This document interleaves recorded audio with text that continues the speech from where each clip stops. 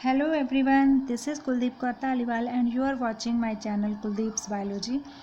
हम कर रहे थे डिस्कस डबल फर्टिलाइजेशन के बारे में और आज हम करेंगे सिग्निफिकेंस ऑफ डबल फर्टिलाइजेशन कि डबल फर्टिलाइजेशन और डबल फ्यूज़न की ज़रूरत क्या होती है, क्यों दो बार फ्यूज़न होती है। जो पहली फ्यूज़न होती है वो तो एग सेल की होती है मेल न्यूक्लियाई के साथ। ये मैंने एम्ब्रियो सैक का डायग्राम बनाया है जो कि हमने ओव्यूल के स्ट्रक्चर में पढ़ा था कि 8 सेल स्टेज होती है, लास्ट स्टेज जो होती है एम्ब्रियो सैक में 8 सेल बन जाते हैं। तो जो एग सेल के साथ एक मेल न्यूक्लियस फ्यूज़ करेगा वो तो जाइगोट बना लेगा और बाद में वो एम्ब्रियो में डेवलप होगा। और जो पोलर न्यूक्लियाई के साथ एक मेल न्यूक्लियाई फ्यूज़ करेगा, मेल न्यूक्लियस फ्यूज़ करेगा पोलर न्यूक्लियाई के साथ। और आप ये बात भी समझ लीजिए, जब मैं न्यूक्लियस बोल रही हूँ तो सिंगल न्यूक्लियस की बात हो रही है, और अगर मैं न्यूक्लियाई कह रही हूँ तो न्यूक्लियस एक से ज़्यादा हैं। और न्यूक्लियस वर्ड जो सिंगुलर है और न्यूक्लियाई वर्ड प्लूरल है। तो आगे चलते हैं। न्यूक्लियस की फ्यूज़न होगी मेल न्यूक्लियस की पोलर न्यूक्लियाई के साथ, तो इससे बनेगा एंडोस्पर्म। क्योंकि पहले सेल से जाइगोट बना था, पहले फ्यूज़न से जाइगोट बना, दूसरे फ्यूज़न से एंडोस्पर्म बन रहा है। एंडोस्पर्म क्या करेगा? एंडोस्पर्म न्यूट्रिएंट प्रोवाइड करवाएगा, नरिशमेंट प्रोवाइड करवाएगा इस डेवलपिंग एम्ब्रियो को। जाइगोट के साथ बाद बनेगा एम्ब्रियो। तो जो पोलर न्यूक्लियाई के साथ एक मेल न्यूक्लियस फ्यूज़ करेगा तो वो 3n न्यूक्लियस बन जाएगा। 3 न्यूक्लियस फ्यूज़ हुए हैं तो उसे हम कहेंगे ट्रिप्लॉइड न्यूक्लियस, 3n न्यूक्लियस। तो उसमें आगे क्या होगा? माइटोटिक सेल डिवीज़न होंगे, काफ़ी सारे माइटोटिक सेल डिवीज़न के बाद एंडोस्पर्म बनेगा। एंडोस्पर्म की भी आगे कुछ टाइप्स हैं, वो हम डिस्कस करते हैं टाइप्स ऑफ एंडोस्पर्म में। ये थोड़ा मैंने रफ सा आइडिया बताया है, आगे हम और भी अच्छे क्लियर डायग्राम करते हैं इसके बारे में, अभी करेंगे। कि जो एंडोस्पर्म है वो 3 तरीके का होता है, न्यूक्लियर, हेलोबियल और सेलुलर। न्यूक्लियर में मैंने न्यूक्लियस ड्रॉ किए हुए हैं, हेलोबियल में सेल्स भी हैं, फ्री न्यूक्लियस भी हैं, और सेलुलर में सिर्फ सेल्स हैं और उसके अंदर न्यूक्लियस है। तो इससे आपको आइडिया हो जाएगा कि 3 टाइप के एंडोस्पर्म में क्या डिफरेंस है। न्यूक्लियर में सिर्फ फ्री न्यूक्लियाई आपको दिखाई देते हैं स्टार्टिंग में, बाद में वो भी सेलुलर हो जाते हैं। जब न्यूक्लियस डिवाइड करता है तो उसके साथ साथ सेल वॉल का फॉर्मेशन नहीं होता। जैसे कि ये न्यूक्लियस 4 में डिवाइड कर गया, ऐसा नहीं कि इसका वॉल फॉर्मेशन हो जाए, ऐसा नहीं होता। In case of nuclear division में पहले काफ़ी सारे न्यूक्लियस डिवाइड करते हैं और डिवाइड होने के बाद पेरीफेरी में अरेंज हो जाते हैं। पेरीफेरी इस एरिया को कहते हैं, सेल वॉल के साथ साथ वाला एरिया। सेंटर का एरिया जो नहीं है तो उसे हम कहते हैं पेरीफेरल एरिया। तो वहाँ न्यूक्लियस जो है इकट्ठे हो जाते हैं और सेल वॉल फॉर्मेशन स्टार्ट हो जाता है एंड में। लेकिन सेलुलर के केस में जब भी सेल डिवाइड करता है, जब भी न्यूक्लियस डिवाइड करता है 2 में, तो साथ ही साथ सेल वॉल का फॉर्मेशन होता रहता है। लेकिन हेलोबियल का केस अलग है, उसमें एक बार तो ट्रांसवर्स डिवीज़न हो जाता है और उसके बाद फ्री न्यूक्लियस डिवेलप होते रहते हैं माइक्रोपाइलैंड में। जी, इसका क्लियर डायग्राम्स हम अभी आगे देखते हैं। और इस स्लाइड से आप एक तो इनके एग्जाम्पल्स वगैरह नोट कर लीजिए, जो कि इतने तो आपके एग्ज़ाम पॉइंट ऑफ व्यू से इम्पॉर्टेंट नहीं है, लेकिन हम फिर भी याद रख सकते हैं कि सेलुलर डिवीज़न पेटूनिया में, धतूरा में होती है, और जो हेलोबियल है वो एस्फोडेलस में होती है। और रह गई न्यूक्लियर टाइप का जो एंडोस्पर्म है वो होता है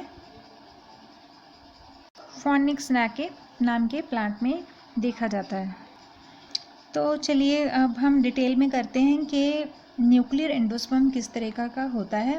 आप अगर इतने डायग्राम डिटेल में नहीं भी करना चाहते तो आप इसे एक बार समझ लीजिए। जब आप इन डायग्राम्स को देख लेंगे, इसके बाद आप बुक से पढ़ेंगे तो आपको अच्छे से न्यूक्लियर एंडोस्पर्म समझ में आ जाएगा, और भी जो टाइप्स हैं वो डायग्राम के साथ अच्छे से समझ में आ जाएंगे।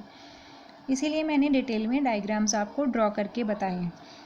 तो न्यूक्लियर एंडोस्पर्म में क्या होता है, जो ये ट्रिप्लॉइड न्यूक्लियस है वो डिविजन्स करने स्टार्ट कर देगा। ट्रिप्लॉइड यानी कि 3n न्यूक्लियस है वो न्यूक्लियर डिवीज़न स्टार्ट कर देगा। न्यूक्लियस डिवाइड होगा 1 से 2 में, 2 से 4 में, और पेरिफेरी में अरेंज हो जाएगा, और सेंटर वाला प्लेस जो है वो खाली रहेगा। ये स्पेस बिल्कुल एम्प्टी होगा, और साइड में जो है न्यूक्लियस डिवीज़न होती रहेंगी और न्यूक्लियस इकट्ठे होते रहेंगे। ऐसा नहीं होगा कि न्यूक्लियस डिवाइड जैसे ही 1 से 2 न्यूक्लियस बने तभी सेल वॉल बन गई। ये केस सेलुलर में होता है, लेकिन न्यूक्लियर डिवीज़न में पहले सिर्फ न्यूक्लियस डिवाइड करते हैं और सेल वॉल का फॉर्मेशन नहीं होता।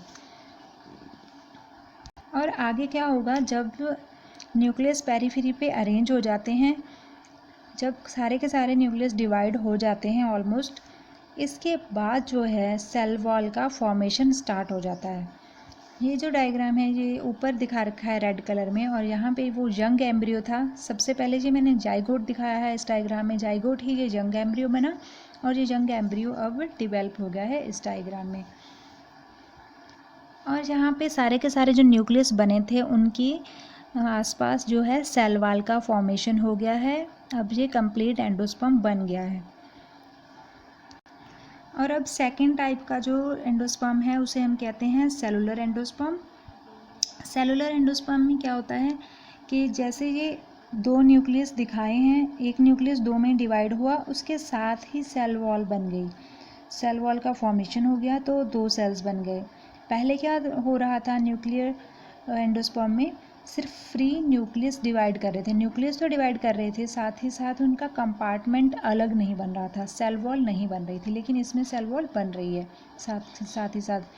यहाँ ये 2 जो न्यूक्लियस हैं वो फर्दर 4 में डिवाइड हो गए, और उनकी भी वॉल फॉर्मेशन साथ साथ होती गई, और इस डायग्राम में यही दिखाया है। और आगे ये 4 सेल 8 में डिवाइड होंगे, 4 सेल फर्दर 8 में डिवाइड हो जाएंगे, न्यूक्लियस 4 से 8 हो जाएंगे, तो साथ ही साथ सेल वॉल का फॉर्मेशन होता जाएगा। तो इस टाइप के एंडोस्पर्म को हम बोलते हैं सेलुलर एंडोस्पर्म।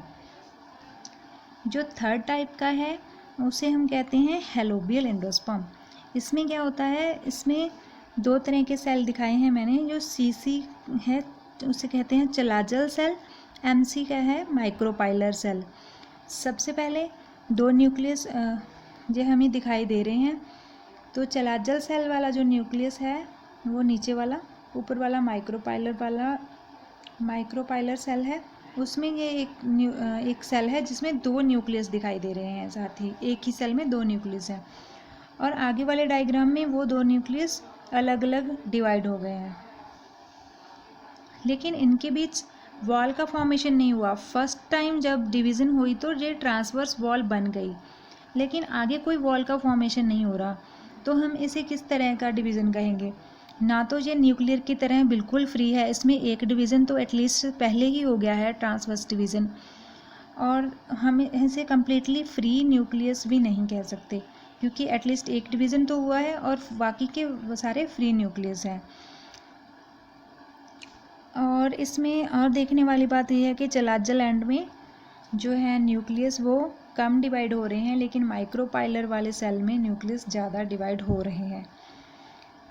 और इस तरीके से जो एंडोस्पर्म बनेगा, ना तो वो कम्प्लीटली ये कह सकते हैं कि सेल डिवीज़न स्टार्टिंग में नहीं हो रही, सारी की सारी सेल डिवीज़न एंड में होगी। आई मीन्स जो वॉल का फॉर्मेशन है, सेल वॉल का फॉर्मेशन हुआ है वो एंड में होगा।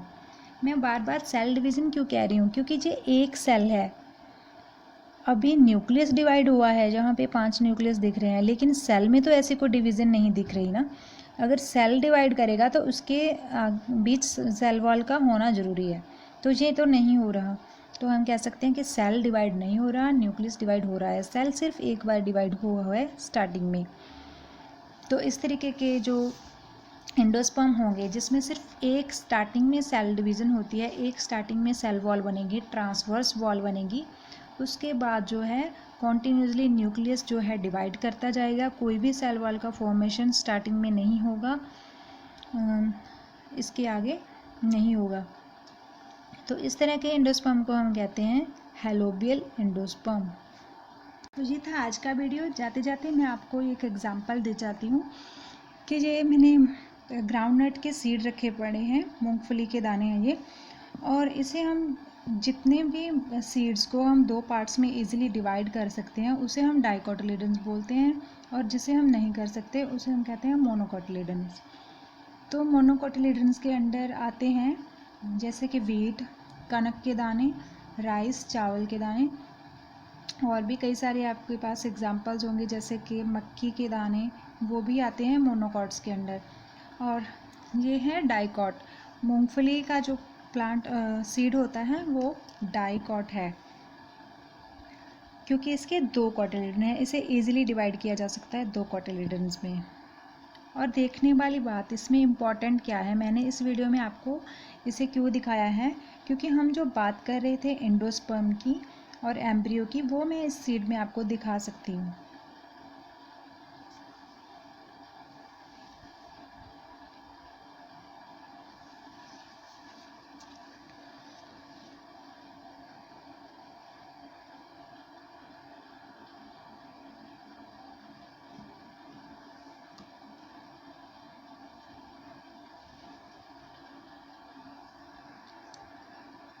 ये वाला जो पोर्शन होता है,